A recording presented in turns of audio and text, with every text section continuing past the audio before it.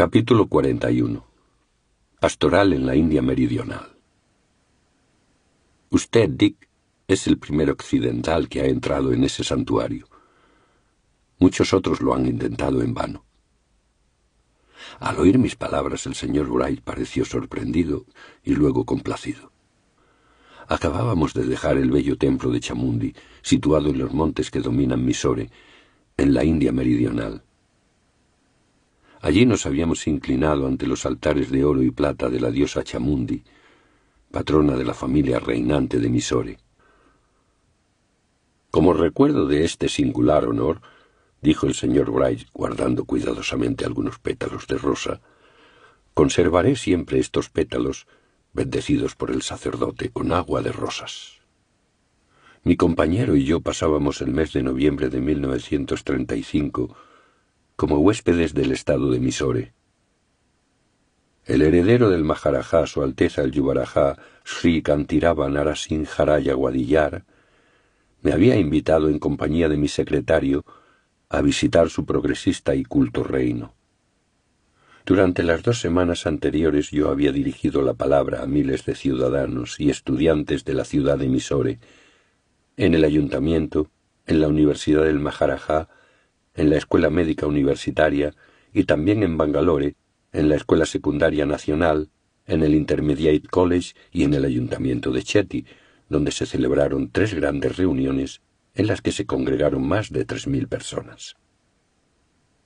Ignoro si los atentos oyentes dieron crédito a mi exposición sobre una radiante América, pero los aplausos fueron siempre fuertes cuando hablé de los beneficios mutuos que podrían surgir de un intercambio de las mejores características de Oriente y Occidente. El señor Wright y yo nos encontrábamos ahora descansando en la paz del trópico.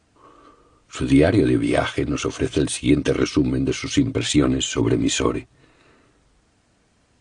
Hemos pasado muchos arrobadores momentos en extasiada contemplación de la siempre cambiante pintura de Dios, extendida a través del firmamento, pues sólo su mano puede producir colores que vibran con la frescura de la vida. Esa juventud de los colores se pierde cuando el hombre trata de imitarlos por medio de simples pigmentos, pues el Señor recurre a un medio más simple y efectivo. Pinturas que no son ni aceite ni pigmentos, sino rayos de luz. Lanza una mancha de luz aquí y de inmediato se refleja el rojo. Él agita de nuevo el pincel y el color se transforma gradualmente en naranja y en oro. Luego, con un golpe que atraviesa las nubes, las deja rezumando púrpura, con un anillo escarlata en los bordes, y así sucesivamente. Sin descanso, tanto por la mañana como a la caída de la tarde, él pinta. Todo es siempre cambiante, siempre nuevo, siempre fresco, sin emplear modelos ni duplicados, sin repetir jamás el mismo color. La belleza de los cambios del día a la noche que se observa en la India no tiene paralelo en ninguna parte del mundo. A menudo el cielo luce como si Dios hubiera tomado todos los colores de su paleta y hubiera transformado el firmamento en un gigantesco caleidoscopio. Debo describir el esplendor de un crepúsculo durante una visita a la gran represa de Krishnaraya Sagar, construida aproximadamente a 20 kilómetros de la ciudad de Mysore.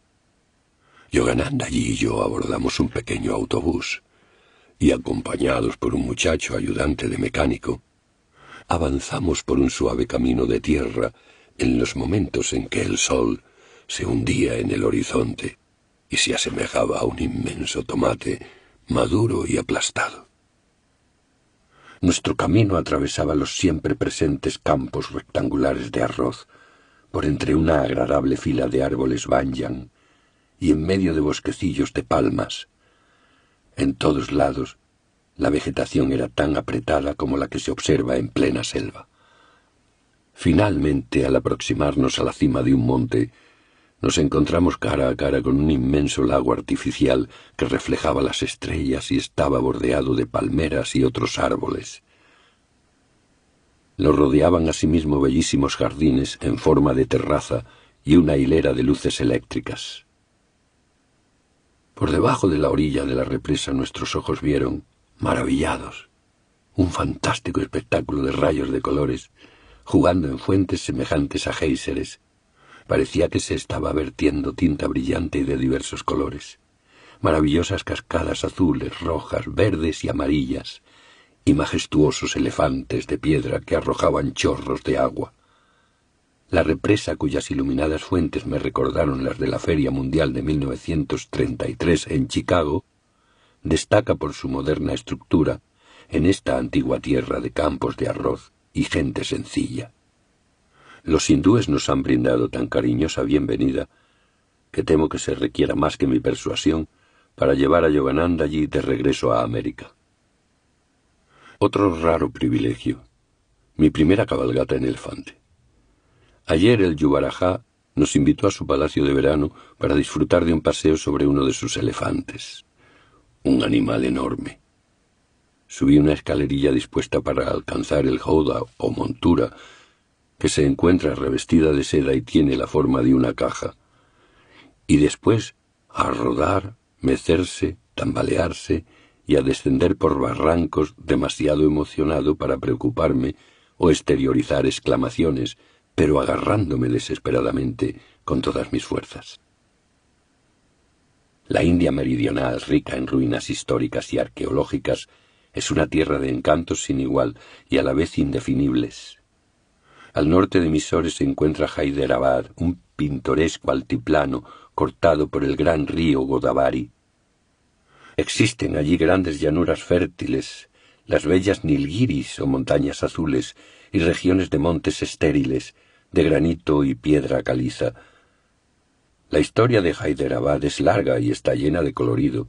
Se inició hace 3000 años bajo los reyes Andhra y continuó bajo dinastías hindúes hasta el año 1294 de nuestra era, en que pasa al dominio de una línea de gobernantes musulmanes. Las más asombrosas muestras de arquitectura, escultura y pintura de toda la India se encuentran en Hyderabad, en las antiguas cavernas de roca esculpida de Ellora y Ayanta. El Kailasa, en Ellora, es un enorme templo monolítico que posee figuras talladas de dioses, hombres y bestias en las estupendas proporciones de un Miguel Ángel. Ayanta es el lugar donde se encuentran 5 catedrales y 25 monasterios, todos excavados en la roca viva y sostenidos por ciclópeas columnas pintadas al fresco, sobre las cuales los pintores y escultores han inmortalizado su genio. La ciudad de Hyderabad cuenta con la Universidad Osmania y con la impresionante mezquita Mecca Masjid, donde 10.000 musulmanes se reúnen para orar. El estado de Mysore se encuentra a 900 metros sobre el nivel del mar y abunda en densos bosques tropicales, hogar de elefantes salvajes, bisontes, osos, panteras y tigres. Sus 2 ciudades principales, Mysore y Bangalore, son limpias y atractivas, con muchos jardines y parques públicos. La arquitectura y la escultura hindúes alcanzaron su mayor perfección en Mysore, bajo el auspicio de los reyes hindúes de los siglos XI al XV. El templo de Belur, una obra maestra del siglo XI, completada durante el reinado del rey Vishnuvardhana, no tiene paralelo en el mundo por su delicadeza de detalle y su exuberante imaginería. Los edictos cincelados en roca en el norte de Mysore datan del siglo III a.C. e iluminan el recuerdo del rey Asoka, cuyo extenso imperio incluyó la India, Afganistán y Beluchistán. Estos sermones de Asoka, inscritos en piedra en diversos dialectos, dan testimonio del vasto grado de educación de la población de aquella época. El edicto 13 denuncia la guerra. No consideréis conquista alguna como verdadera, salvo la de la religión. El edicto 10 declara que la auténtica gloria de un rey depende del progreso moral que con su ayuda alcanzan sus súbditos. El edicto 11 define el verdadero obsequio no como bienes materiales, sino como el bien en sí, consistente en la propagación de la verdad. En el edicto 6, el amado emperador invita a sus súbditos a tratar con él todo asunto de interés público a cualquier hora del día o de la noche, y agrega que mediante el fiel cumplimiento de sus obligaciones reales, está él obteniendo su propia liberación de la deuda contraída con sus congéneres. Asoka era nieto del formidable Chandragupta Maurya, quien destruyó las guarniciones que Alejandro Magno dejara en la India y derrotó, en el año 305 a.C., al ejército invasor macedónico de Seleuco. En su corte en Pataliputra, Chandragupta recibió al embajador griego Megástenes, cuyos relatos acerca de la feliz y emprendedora India de aquel tiempo aún perduran. En el año 298 a.C., el victorioso Chandragupta cedió el gobierno del país a su hijo y partió al sur de la India, en donde pasó los últimos 12 años de su vida dedicado a la búsqueda de Dios como asceta, en una pobreza total. La gruta que le albergó en las rocas de Sravanabelagola es en la actualidad un santuario de Mysore. En esta misma región existe la estatua más grande del mundo, esculpida en el año 983 después de Cristo por los jainas, en una enorme roca, en honor al sabio Gomateswara. Relatos de un gran interés fueron recopilados minuciosamente por historiadores griegos y por otros que acompañaron o siguieron a Alejandro en su expedición a la India. Los relatos de Arriano, Diodoro, Plutarco y el geógrafo Estrabón han sido traducidos por el doctor John Watson McCrindle y han servido para arrojar un rayo de luz en la historia antigua de la India. La más admirable característica de la fracasada invasión de Alejandro fue el profundo interés que el conquistador demostró en la filosofía de la India y en los yogis y santos que encontraba de vez en cuando y cuya compañía solía buscar ansiosamente. Poco después de que el guerrero macedonio llegara a Taxila, en la India septentrional, éste envió un mensajero, Onesicritos, discípulo de la escuela helénica de Diógenes, a buscar a Dandamis, un gran sannyasin de Taxila. «Salud, oh maestro de brahmines», dijo Onesicritos una vez que halló a Dandamis en su retiro del bosque. «El hijo del gran dios Zeus, Alejandro, señor soberano de todos los hombres, desea que vayáis a su lado, y si acudís, os colmará de regalos, pero si rehusáis, os cortará la cabeza». El yogui recibió esta invitación bastante compulsiva, en absoluta calma, sin siquiera levantar la cabeza de su lecho de hierba. «Yo soy también hijo de Zeus, si Alejandro es tal», comentó. «No deseo nada de lo que posee Alejandro, pues estoy contento con lo que tengo, en tanto que a él lo veo errante con sus hombres, a través de los mares y las tierras, y sin ningún beneficio, y jamás pone término a sus viajes. Id y decid a Alejandro que Dios, el supremo rey, jamás es el autor de errores insolentes, sino el creador de la luz, de la paz, de la vida, del agua, del cuerpo y el alma del hombre. Él recibe a todos los hombres cuando éstos se liberan a la llegada de la muerte, no estando ya sujetos a ningún mal. Él es el único Dios a quien reverencio, que aborrece el asesinato y que jamás instiga las guerras. Alejandro no es ningún Dios, ya que debe morir, continuó el sabio con serena ironía. ¿Cómo puede ser él el amo del mundo si no ha conseguido instalarse en el trono universal del dominio interior?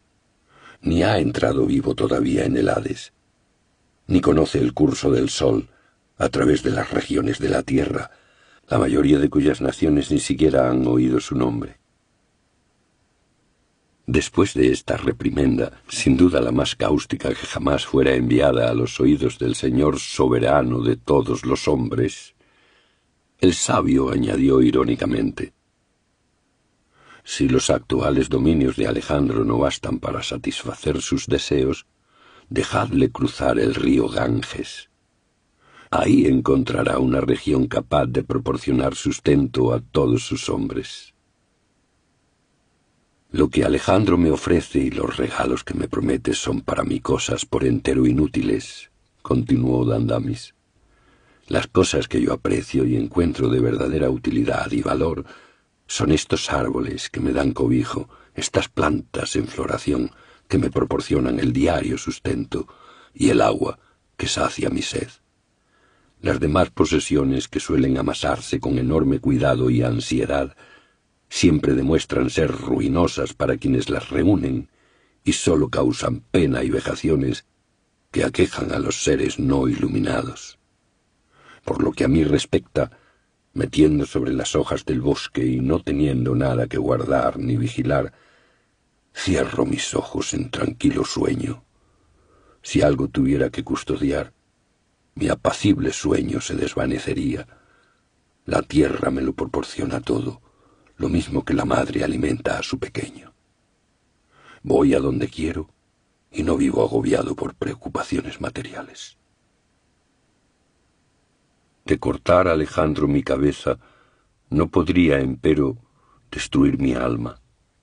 Mi cabeza silenciosa, así como entonces el resto del cuerpo, como un vestido roto caerá sobre la tierra, de la cual sus elementos fueron tomados.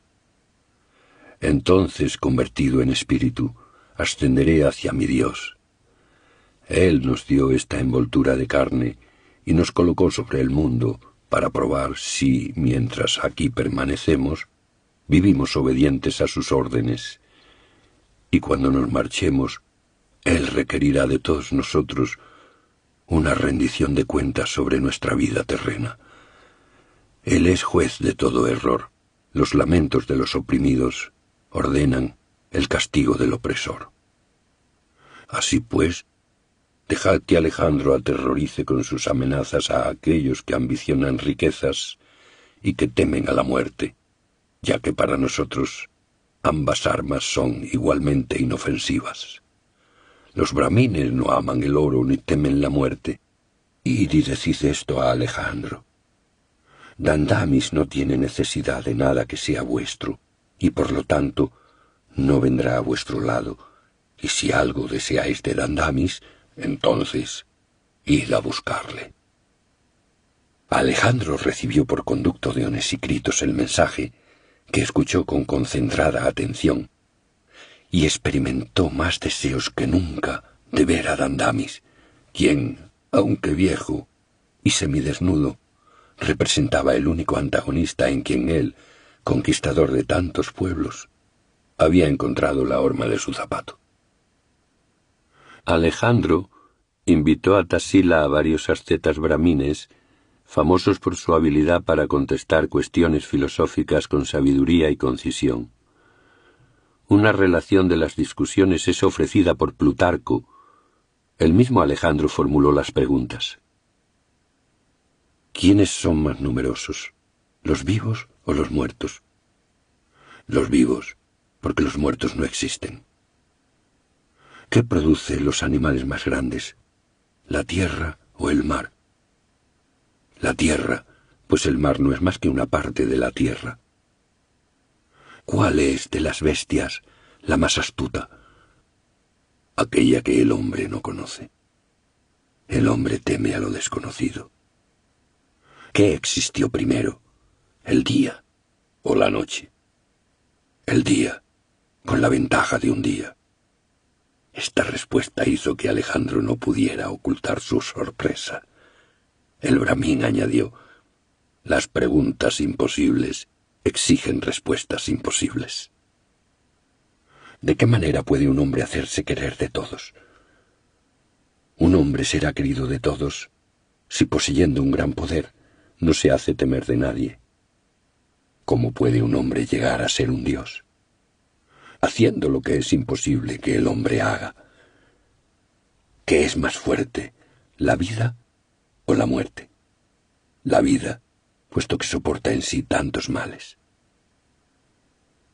Alejandro consiguió llevarse de la India a un verdadero yogi, a quien nombró su maestro. Este hombre era Caliana, Swami Esfines, llamado Calanos por los griegos. El sabio acompañó a Alejandro a Persia. Cierto día en Susa Calanos se despojó de su viejo cuerpo, subiendo a una pira funeraria en presencia de todo el ejército macedonio. Los historiadores han referido el asombro de los soldados cuando observaron que el yogui no mostraba miedo ni señales de dolor y que no se movió de su posición mientras las llamas consumieron su cuerpo. Antes de sufrir la cremación, Calanos abrazó a muchos de sus compañeros íntimos, pero se abstuvo de despedirse de Alejandro, a quien el sabio hindú dijo solamente: «Te veré después, en Babilonia». Alejandro dejó Persia y un año después moría en Babilonia. La profecía del gurú hindú fue su modo de decir que estaría junto a Alejandro en la vida y en la muerte. Los historiadores griegos nos han dejado numerosas y muy vívidas descripciones de la sociedad hindú. La ley hindú, nos dice Arriano, protege al pueblo y ordena que nadie, bajo ninguna circunstancia, sufra la esclavitud, sino que disfrutando de la libertad, todos respeten el derecho a ella que cada ser humano posee. Los hindúes, dice otro texto, no depositan dinero para practicar la usura, ni saben cómo pedirlo prestado. Es contrario a los usos establecidos que un hindú sufra o haga sufrir un engaño, de modo que desconocen los contratos y nadie requiere seguridad para las transacciones. Se dice que las sanaciones se lograban a través de métodos sencillos y naturales. Las curaciones se efectúan más por medio de la regulación de la dieta que por el empleo de medicinas. Los remedios más estimados son los ungüentos y los emplastos. Todos los demás se consideran en extremo perjudiciales. Los compromisos de la guerra estaban a cargo exclusivamente de los satrillas o casta guerrera. Ningún enemigo puede atacar a un agricultor dedicado a laborar en sus campos ni hacerle ningún daño, pues los hombres de esta clase son considerados como benefactores públicos y se les protege contra todo perjuicio. De este modo la tierra permanece sin sufrir devastación alguna y las cosechas se suceden con la abundancia suficiente para hacer la vida cómoda y fácil. Los numerosos santuarios de Mysore constituyen un recordatorio constante de los muchos grandes santos de la India meridional. Uno de estos maestros, Tayumanavar, nos ha legado el siguiente poema que constituye un desafío.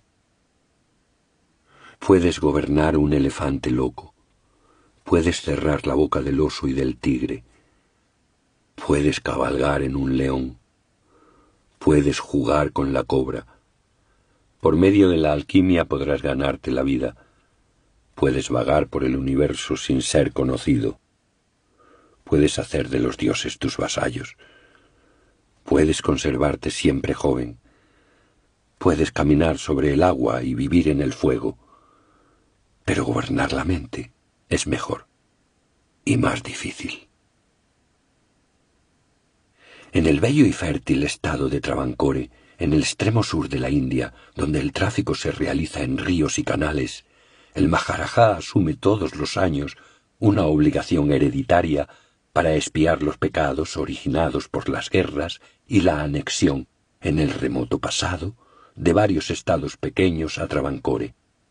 Durante 56 días anualmente, el Maharajá visita el templo 3 veces al día para escuchar himnos védicos y recitaciones. La ceremonia de expiación termina con el Lakshadipam o iluminación del templo por medio de 100.000 luces. La presidencia de Madrás, en la costa sudeste de la India, contiene la extendida y espaciosa ciudad de Madrás, a la orilla del mar, y con Giverán, la ciudad dorada, lugar principal de la dinastía Pallava, cuyos reyes gobernaron durante los primeros siglos de la era cristiana. En la moderna presidencia de Madrás, los ideales pacifistas de Mahatma Gandhi han cobrado fuerte arraigo. Las blancas gorras distintivas al estilo Gandhi se ven por todas partes. En todo el sur en general, el Mahatma ha efectuado muchas reformas importantes en materia de templos para los intocables, así como otras relativas a los sistemas de castas. El origen del sistema de castas formulado por el gran legislador Manu era admirable. Este apreció claramente que los hombres se pueden dividir, por evolución natural, en 4 grandes clases: aquellos capaces de ofrecer servicio a la sociedad por medio del trabajo físico, sudras; aquellos que pueden servirla con su mentalidad, preparación y en los oficios de agricultura, comercio y negocios en general, vaisyas; aquellos cuyos talentos son de índole administrativa, ejecutiva y protectora, gobernantes y guerreros, satriyas; y finalmente aquellos de naturaleza contemplativa, espiritualmente inspirados y capaces de inspirar, brahmines. Ni el nacimiento, ni los sacramentos, ni el estudio, ni el linaje pueden decidir si una persona es nacida 2 veces, es decir, un brahmin, declara el Majábharata. Solo la conducta y el carácter lo pueden decidir. Manú enseñó a la sociedad a mostrar respeto a sus miembros en la medida en que ellos poseyeran sabiduría, virtud, edad, lazos de parentesco o, por último, riquezas. En la India védica, las riquezas se consideraban despreciables si eran guardadas o inaccesibles para propósitos de caridad. Los hombres ricos pero mezquinos eran clasificados en un bajo rango de la sociedad. Serios males comenzaron a suscitarse cuando el sistema de castas se endureció a través de los siglos, limitándose a la herencia. La India, que se gobierna a sí misma desde 1947, se encuentra llevando a cabo lentos pero seguros progresos para restaurar los antiguos valores de la casta, basados solamente en las aptitudes naturales y no en el nacimiento. Toda nación en la tierra tiene su propio y típico karma nacional, productor de desdichas, al cual debe combatir y vencer honorablemente. La India, con su versátil e invulnerable espíritu, demuestra ser capaz de llevar a cabo la tarea de reformar el sistema de castas. Tan fascinante es la India meridional que el señor Wright y yo deseábamos prolongar nuestra idílica estadía en ella. Pero el tiempo, con su rudeza inmemorial, no nos obsequió con una extensión de cortesía. Yo tenía programado pronto dar un discurso en la sesión final del Congreso Filosófico Indio en la Universidad de Calcuta. Al finalizar la visita a Mysore, disfruté de una conversación con Sir Chandrasekhara Venkata Raman, presidente de la Academia de Ciencias de la India. Este brillante físico hindú recibió el Premio Nobel en 1930 por sus importantes descubrimientos en materia de la difusión de la luz. El efecto Raman. Despidiéndonos con pesar de una multitud de estudiantes y amigos de Madrás, el señor Wright y yo nos pusimos en marcha. En el camino nos detuvimos en una pequeña capilla consagrada a la memoria de Sadasiva Brahman, cuya vida, que transcurrió en el siglo XVIII, se hallaba rebosante de milagros. Un santuario Sadasiva mucho mayor, erigido en Nerur por el Rajá de Pudukkottai, constituye un concurrido lugar de peregrinación. Este sitio ha presenciado muchas curaciones divinas. Los sucesivos gobernantes de Pudukkottai han atesorado como documentos sagrados las instrucciones religiosas que Sadasiva escribiera en 1750 para guiar al príncipe reinante. Muchas historias curiosas acerca de Sadasiva, un querido e iluminado maestro, son hasta la fecha materia de conversación entre los pobladores de la India meridional. Sumergido un día en estado de samadhi, en los bancos del río Kaveri, se le vio como era arrastrado repentinamente por una fuerte corriente. Semanas más tarde, fue desenterrado de debajo de una capa de fango, cerca de Kodumudi, en el distrito de Coimbatore. Cuando las palas de los pobladores golpearon su cuerpo, el santo se puso de pie y se alejó rápidamente. La reprimenda recibida de su gurú por haber derrotado en una contienda dialéctica a un anciano erudito en la filosofía Vedanta indujo a Sadasiva a convertirse en Muni, un asceta que ha hecho voto de silencio absoluto. ¿Cuándo aprenderás tú, un mero jovenzuelo, a refrenar tu lengua?, observó su gurú. En este mismo momento, con las bendiciones suyas, respondió él. El gurú de Sadasiva, Swami Sri Paramasivendra Sarasvati, fue el autor del Dajaravidya Prakasika y de un profundo comentario sobre el Uttara Gita. En cierta ocasión, algunas personas mundanas se quejaron ante el ilustre gurú de la conducta de Sadasiva. Escandalizadas porque Sadasiva, en un estado de divina embriaguez, solía a menudo danzar en las calles sin decoro alguno, protestaron: «Sadasiva se comporta como un insensato». Sonriendo de dicha, Paramasivendra exclamó: «Oh, ojalá que otros compartieran su insensatez». Muchas peculiares y hermosas manifestaciones de la intervención de la mano divina caracterizaron la vida de Sadasiva. En el mundo existe, en verdad, mucha aparente injusticia. No obstante, los devotos de Dios dan siempre testimonio de las incontables ocasiones en que la justicia divina opera de forma inmediata. Tal fue el caso de Sadasiva cuando, al detenerse una noche, inmerso en samadhi, junto al granero de un rico propietario, 3 sirvientes que se encontraban de guardia alzaron sus garrotes para golpearlo, tomándolo por un vulgar ladrón. Los brazos de los atacantes, sin embargo, se inmovilizaron en el aire, y allí permaneció el trío, con los brazos en alto, cual estatuas en un desusado grupo escultórico, hasta que Sadasiva continuó su marcha al amanecer. En otra ocasión, un capataz que se hallaba de paso forzó rudamente al gran maestro a unirse al resto de sus trabajadores que estaban cargando combustible. Cuando, luego de haber transportado humildemente su fardo hasta el lugar requerido, el silencioso santo depositó su carga en la cima de una enorme pila, todo el combustible estalló instantáneamente en llamas. Sadasiva, al igual que Swami Trailanga, no usaba vestimenta alguna. Absorto en su interior, el desnudo yogi entró una mañana, por error, en la tienda de un jefe musulmán. Respondiendo a los gritos de alarma de 2 damas, el guerrero atacó violentamente a Sadasiva, cortándole un brazo con su espada. Imperturbable, el maestro abandonó el lugar. Con hondo remordimiento y admiración, el musulmán recogió el brazo del suelo y siguió a Sadasiva, quien insertó serenamente el brazo en el muñón sangrante. Humildemente, el guerrero le solicitó su guía espiritual. En respuesta, el yogi escribió en la arena lo siguiente: «Abstente de hacer lo que deseas, y podrás entonces hacer lo que te plazca». Como resultado de este incidente, la mente del musulmán se purificó considerablemente. Tal fue el impacto espiritual que estas pocas palabras causaron en el guerrero, que, comprendiendo que el paradójico consejo contenía la guía para alcanzar la liberación del alma mediante el dominio del ego, se convirtió en un digno discípulo del maestro y no volvió jamás a las andadas. Los niños de la aldea expresaron cierta vez, en presencia de Sadasiva, el deseo de presenciar los festivales religiosos que se celebran en Madura, a 241 kilómetros de allí.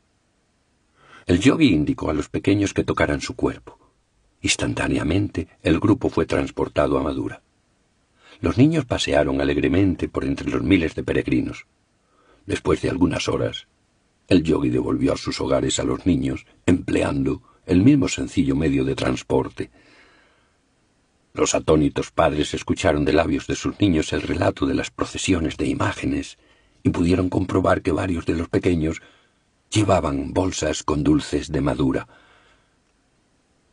Mofándose del santo y del incidente, cierto joven incrédulo recurrió a Sadasiva con ocasión del siguiente festival religioso, que iba a celebrarse en Sri Rangan.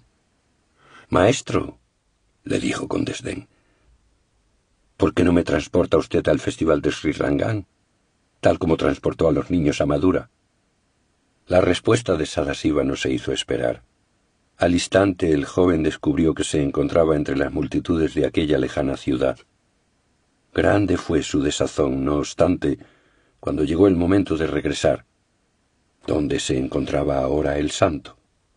Sin otra alternativa que recurrir a sus propios pies, el muchacho retornó al hogar fatigado por este prosaico medio de transporte. Antes de abandonar el sur de la India, el señor Wright y yo realizamos un peregrinaje a la sagrada colina de Arunachala, cerca de Tiruvannamalai, en donde visitamos a Sri Ramana Maharshi. El sabio nos acogió afectuosamente en su ashram y allí nos mostró varios ejemplares de la revista East-West. Con su amable faz radiante de un amor y sabiduría divinos, Ramana Maharshi guardó silencio la mayor parte del tiempo que compartimos con él y sus discípulos. El método enseñado por Sri Ramana para ayudar a la humanidad sufriente a recobrar su olvidado estado de perfección consiste en plantearse constantemente la pregunta ¿quién soy? Tal es, en verdad, el supremo interrogante. A través de la práctica de rechazar inexorablemente todo pensamiento ajeno al tema, el devoto se sumerge cada vez más en su verdadero ser y las desconcertantes distracciones causadas por otros pensamientos acaban por desaparecer. Al respecto, el iluminado Rishi del sur de la India ha escrito lo siguiente: a algo se aferran las dualidades y trinidades. Nunca se manifiestan éstas en ausencia de todo apoyo. Si desentrañamos su soporte, se aflojan y caen. Esta es, pues, la verdad. Quien así lo comprende, no vacila jamás.